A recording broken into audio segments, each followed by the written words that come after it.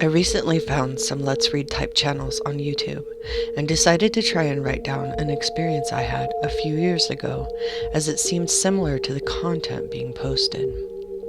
I'm 27 years old male, live in the UK with my fiance, and currently work as a teaching assistant for teenagers with special educational needs in a school not far from Bradgate Park in Leicestershire.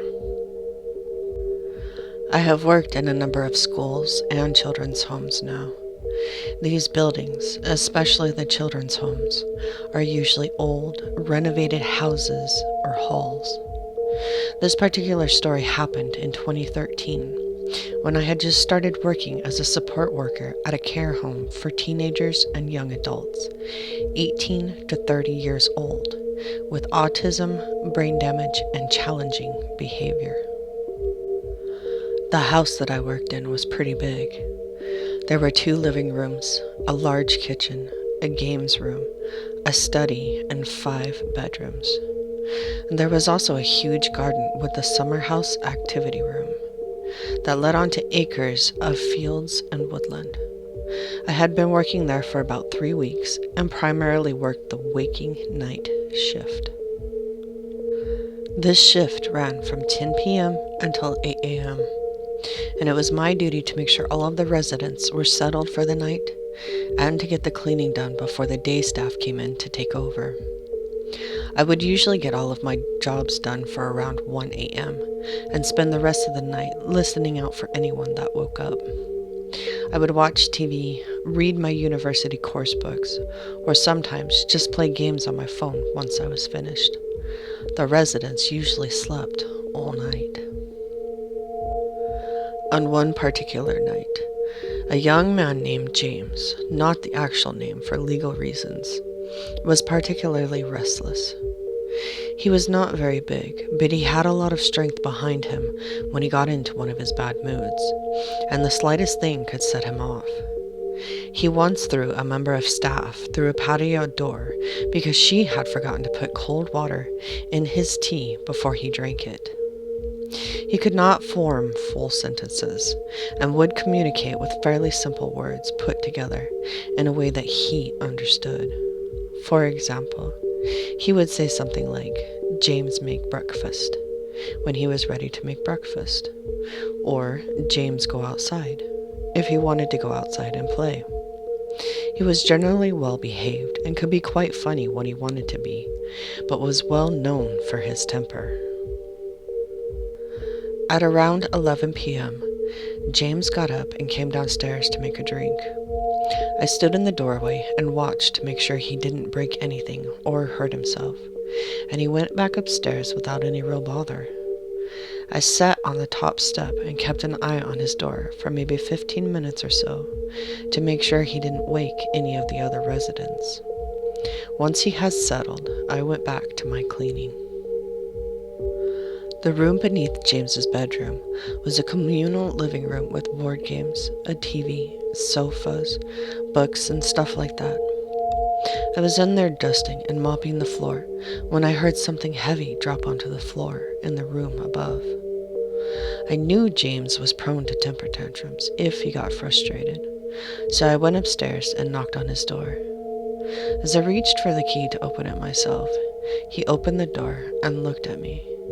He seemed perfectly calm, and his eyes looked almost half shut, like he had been asleep. I asked if he was okay, and he said yes and put his thumb up. This was something he did when he was in a good mood and not stressed out, so I left him to it and told him to be careful, thinking that he had knocked something over. An hour or so passed, and by now I was in the kitchen cleaning the sink. I heard another bang above me, again, like something had been dropped. This time, I realized that the room above the kitchen was currently empty. The house was set up to house 5 residents, but there were only currently 4, and the room above me was the spare, empty room. I immediately went to check it out, but the room was empty. I stood there for a while, and, as far as I could tell, everyone was asleep. Due to the nature of their conditions, behaviors, each resident has an alarm fitted to their door that is activated at night, so if anyone leaves their room, a small receiver box that the night staff carry around makes a noise, and a light blinks for a few seconds to indicate which door had been opened, numbered 1 through 5. The alarm had not gone off, so I knew that the noise was not from any of the residents. I got back to my cleaning and didn't hear anything else for the rest of the night. The following night, I got to work just before 10, and as I entered the hallway, I could tell that something was wrong. James was at the bottom of the stairs, covering his ears and humming loudly, and 3 members of staff were with him. After a few minutes, he was escorted to the sitting room, and the house manager gave me a rundown of what had been going on. For the last 4 hours, James had been quite agitated and kept repeating the phrase, "Sarah, little girl," when asked what was wrong. This was something we had never experienced with him before, and the general conclusion was that he had seen something on TV or in a movie that stuck in his head and made him repeat this phrase. Once James had settled in bed, the night staff left, and the other member of the staff that was sleeping in went up to the staff bedroom. I got on with my tasks and, as usual, finished around 1 a.m.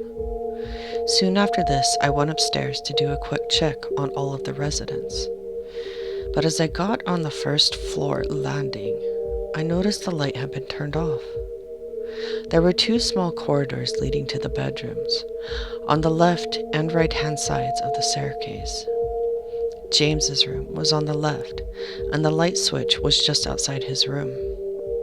I turned the corner to flick the switch, and there, in the darkness and complete silence, was James. He stood in the corner, completely naked, with his eyes as wide as he could possibly hold them.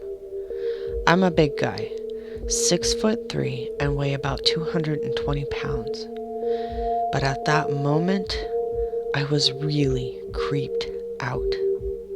I spoke calmly to James and asked what was going on, and for a while he said nothing at all.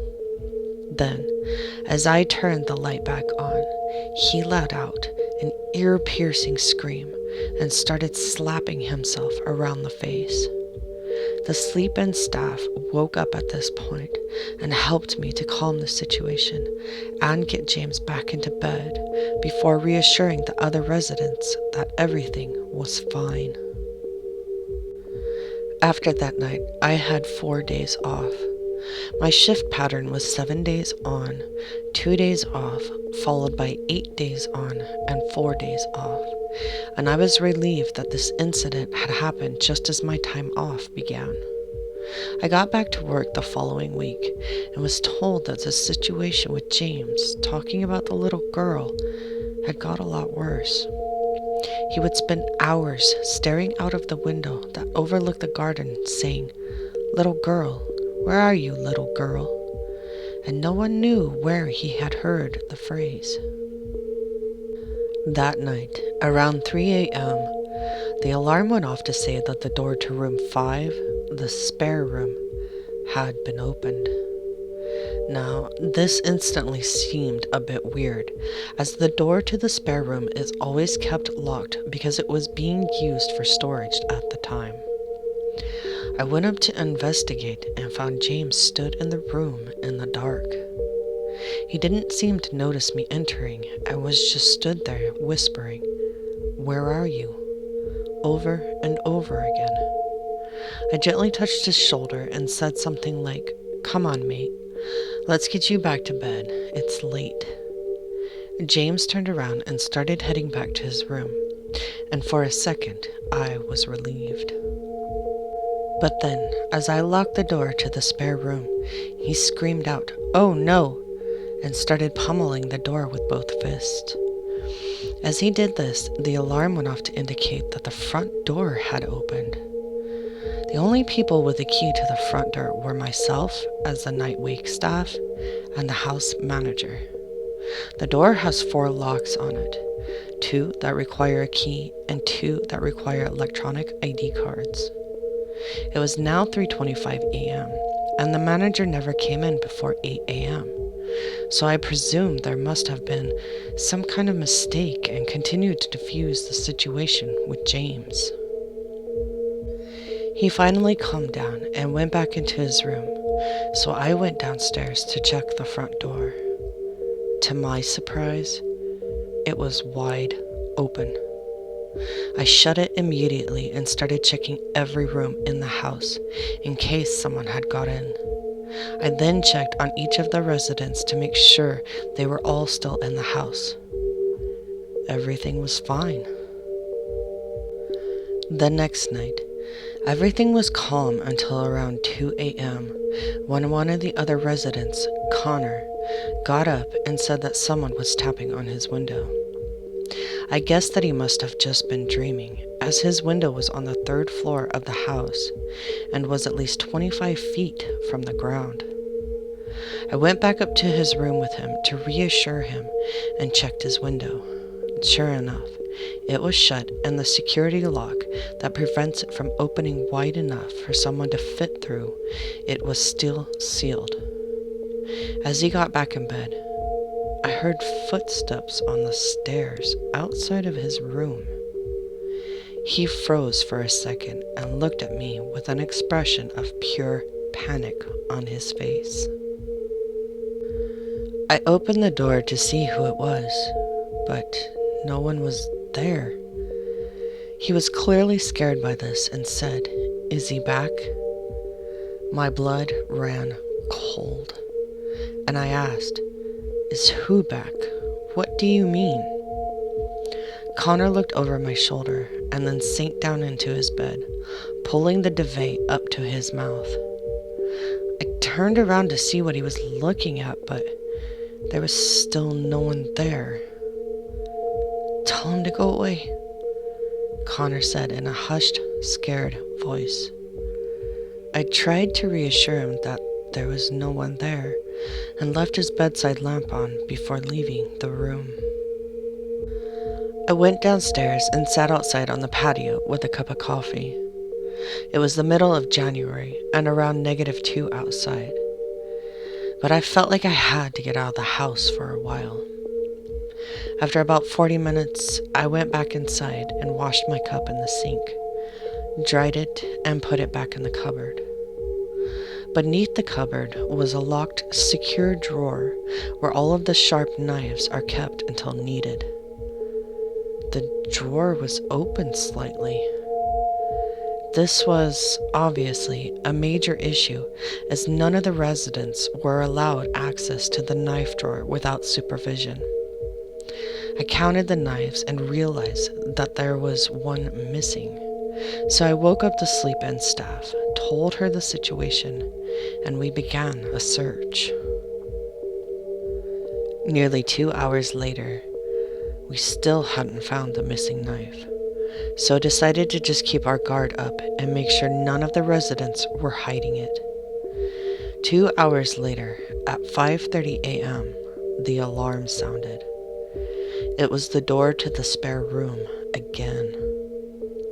I went up to check it out and found that the door was locked. How could the alarm have been activated by the door opening if the door was still locked? I went inside and turned the light on. To this day, I still have no explanation for what I found, and I often think about this incident. The bed had been pushed from its usual place and was against the wall, and the wardrobe doors were open. There were screws and nails all over the floor, but nothing was broken. But the most disturbing part? In the middle of the room, there was a children's doll, a gold bracelet, and the missing knife from the kitchen. The doll was an old-style baby doll. My guess was that it was made in the 50s from the style of clothes and the overall look of the doll. The bracelet was simple but old looking. I left everything as it was and reported it to the manager as soon as she arrived. No one ever claimed that the bracelet belonged to them, and it was taken to a charity shop soon after along with the doll. After the doll and bracelet were removed from the house, James seemed to calm down and never mentioned a little girl or stood around in the dark again. I still don't have an explanation for everything that happened, and sometimes I think that it was just a combination of strange behavior from a young autistic guy and the fact that the house was old. But on the other hand, a lot of stuff happened that I can't explain logically. My only regret now is that the doll and bracelet are gone and can't be examined or identified. Maybe it was paranormal. Who knows? But now I work day shifts and do not plan on working night shifts again anytime soon. Thank you, spooks and spookettes, for joining me for this reading. I really hope you enjoyed it. If you did, I would really appreciate a like on this video. If you think you have a story for me to read, I will leave links below where you can send it. I also look forward to reading any comments left down below. If you'd like to join me for more, there's always a subscribe and notification buttons that would really make my day. If you're not ready to subscribe just yet, I hope you will check out my other videos. Thanks again, and wishing you sweet nightmares.